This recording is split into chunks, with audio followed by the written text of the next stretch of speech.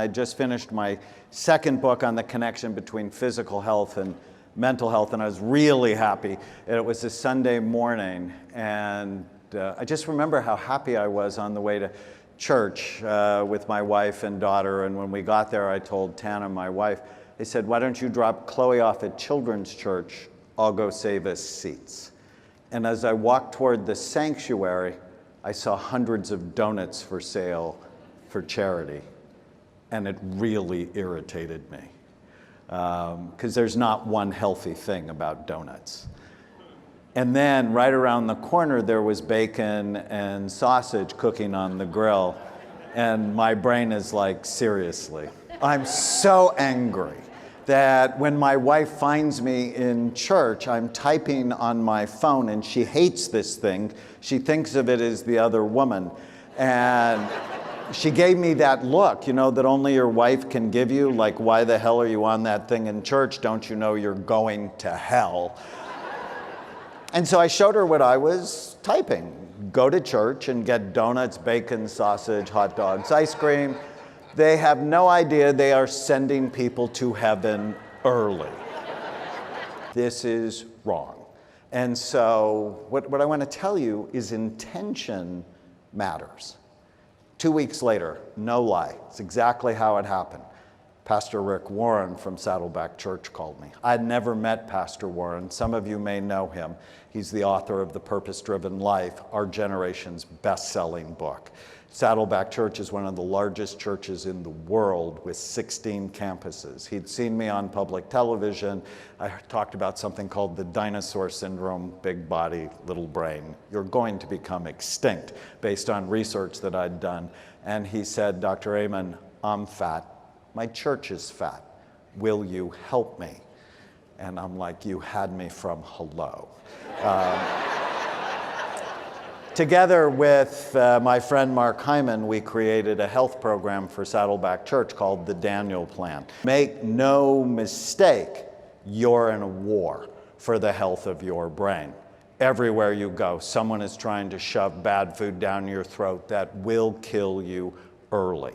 The real weapons of mass destruction are highly processed, pesticide sprayed, high glycemic, low fiber, food-like substances stored in plasticized containers that are destroying the health of America.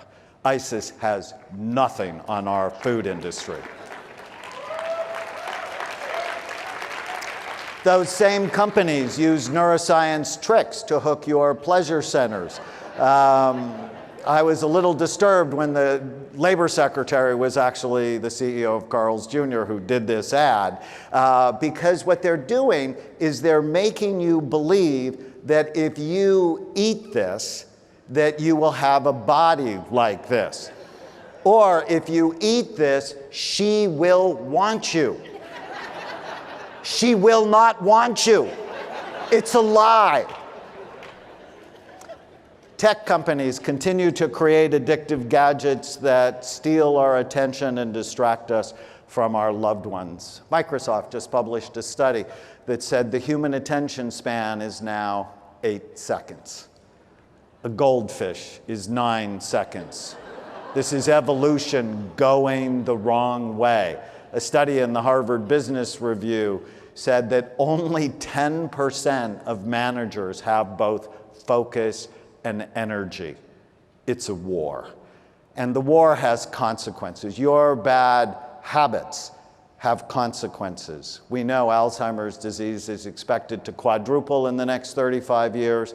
There is no cure for it on the horizon, and 50% of people 85 and older will be diagnosed with it. And the really bad news, what we now know based on imaging, it starts in your brain literally decades before you have any symptoms. So this 59-year-old woman I diagnosed with Alzheimer's disease, these are SPECT scans. It's the imaging studies we do at our clinics around the United States.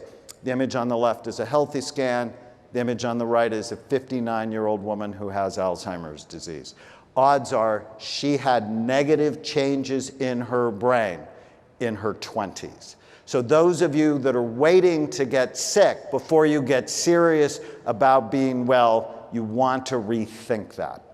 In addition, depression has gone up 400% since 1987, and it is one of the major risk factors for Alzheimer's disease, as is diabetes. Brand new study showed that 50% of the United States, and this is because of the food we eat, we are either diabetic or pre-diabetic. And diabetes damages every organ in your body. It's not just a blood sugar problem. It turns out to be a blood vessel problem, and any organ that's deprived of blood flow is damaged.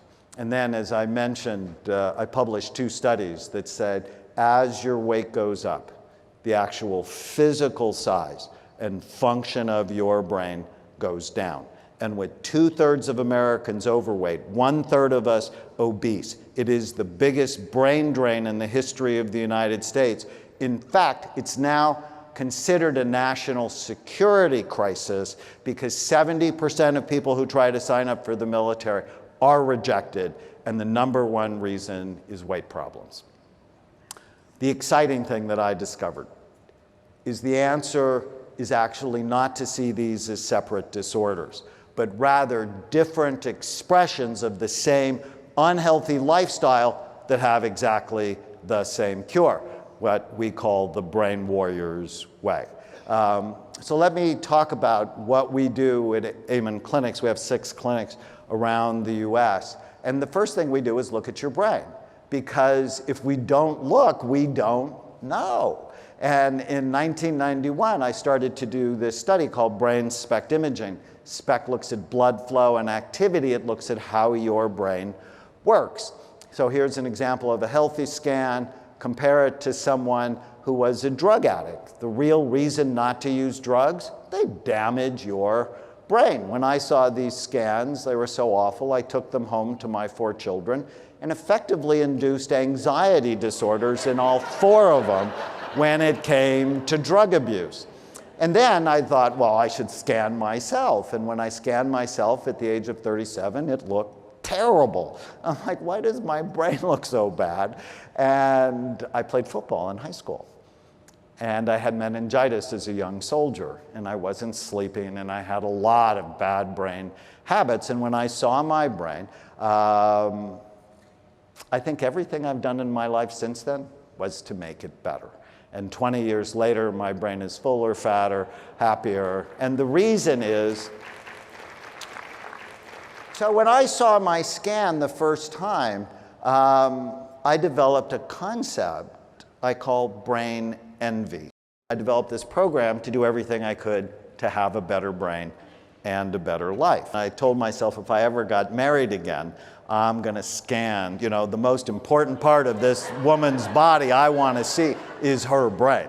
So when I met my wife almost 12 years ago, about 2 weeks into our relationship, she's really cute, she's really smart, I really liked her, and I said, you haven't seen the clinic yet. So she came, she agreed to get scanned, put her in the camera. She had a great brain. So I married her, and it's worked out really well. And the rule in my house is if you date one of my children, for more than 4 months, you have to get scanned. You haven't seen the clinic yet. Don't you want to see the clinic? And so my son-in-laws both have been scanned, and they got to stay and procreate. So the imaging tells us if a brain is healthy, if it's aging too fast, if you have something like Alzheimer's disease brewing in your brain, if it's been injured, if it works too hard or not hard enough. And ultimately, how do you know unless you look?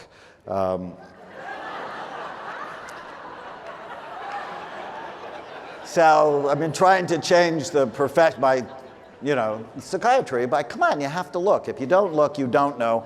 Stop lying about it. Imaging actually completely changed the discussion around mental health for me. I learned no one wants to see a psychiatrist. No one wants to be labeled as defective or abnormal, but everybody wants a better brain. So what if mental health was really brain health? And our work was honored last year in Discover magazine. We were listed as one of the top 100 stories in science. Tesla was number 18. 20 was the discovery of a new dinosaur species.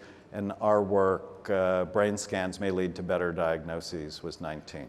We're really excited about that. So imaging is really important. But here's what's new in my life. If you want to keep your brain healthy for as long as possible, you need to prevent or treat all of the things that steal it. And I've developed a mnemonic. I have a new book coming out in November called Memory Rescue. And it's based on this really one simple idea that if you want to keep your memory, your brain and your memory healthy for as long as possible, or even reverse it if you have brain damage, you have to attack all of the risk factors that I put in this mnemonic, Bright Minds. And I'm running out of time, so I can't go over all of it. But B is for blood flow. Low blood flow is the #1 predictor of Alzheimer's disease. Retirement and aging, when you stop learning, your brain starts dying. Inflammation damages every organ in your body. Genetics, if it runs in your family, you need to be serious now, not 10 years from now. Head trauma, just a huge issue in our country. Toxins like smoking, drugs, alcohol, mold. Mental health issues like depression triples the risk of Alzheimer's disease. Immunity and infections, we could go on and on about that. Hormone deficiencies, diabetes, which is a combination of being diabetic and overweight, sleep problems. And we have interventions for each of these things. In fact, for inflammation, low levels of omega-3 fatty acids are associated with a smaller brain. And so how easy is it to eat more fish or take fish oil supplements? Genetics, if you have this in your family. Curry or curcumins actually been shown to decrease the plaques thought to be responsible for Alzheimer's disease. Head trauma, you obviously have to protect yourself. Toxins, there's this very cool app you should download called Think Dirty. It'll let you scan all of your products and see how toxic they are on a scale of 1 to 10, how quickly they're killing you. Mental health issues, we call it kill the ants, the automatic negative thoughts. Immunity, boost your vitamin D level. Hormone replacement, I'm a huge fan of it. Diabetes, you have to change your diet. It's just so important to get your food right. And sleep is just critical. So let me show you how this works. As Mel said, I did the world's first and largest study on active and retired NFL players at a time when the NFL was lying.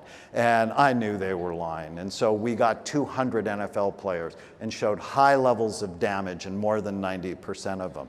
A 9-year-old should have figured that out. That's not hard. Brain is soft, skull is hard, skull has sharp bony ridges. But my heart was never to go, okay, you guys have a problem. My heart was to fix it. And so we put our players on this program. So here's the level of damage that we saw. We published this study, but on our program, 80% of them showed improvement, often radical improvement. We were so happy about that. One of my players, Duval Love, his brain just looked awful. But this is his brain 12 months later. And, oh, by the way, he lost 110 pounds because he didn't want to be a dinosaur. You know, big body, little brain, you're going to become extinct. But my favorite story in all of this, in 1980, when I told my dad I was going to be a psychiatrist, he asked me why I didn't want to be a real doctor. So that's the kind of relationship we had. He's a very blunt person and not all that polite. I'm like, who says that to their child? And then when I started looking at the brain and realized I had to get physically healthy and I start nudging him to get healthy, he goes, oh great, you're a nut doctor. And now you're a health nut. He said, what's with all the nuts? But 3 years ago, he had mold in his house. He's 85. And then he developed a chronic cough, and then a heart arrhythmia, and then heart failure. And now he's depressed because this person who's been going to work for 70 years, who was chairman of the board of a $4 billion company, is a very powerful person. Now he can't work. And one day he looked at me and he said, Danny, I'm sick of being sick. What do you want me to do? Now, this is a guy who used to say, I don't get heart attacks, I give them. And here he is in the chair.